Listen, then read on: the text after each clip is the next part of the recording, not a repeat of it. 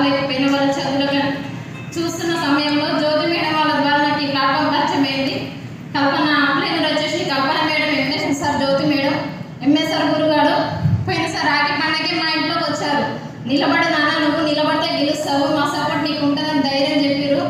గురుగారు మాటలతోనే నేను నిలబడ్డానంటే జ్యోతి మేడం, కల్పన మేడం వాళ్ళు లేకపోతే మాత్రం నేను అసలు సిస్టంలో లేను. నాకు ఈ స్టేజ్ మీద మాట్లాడే అర్హత కూడా నాకు లేదు. ఎందుకంటే నాకు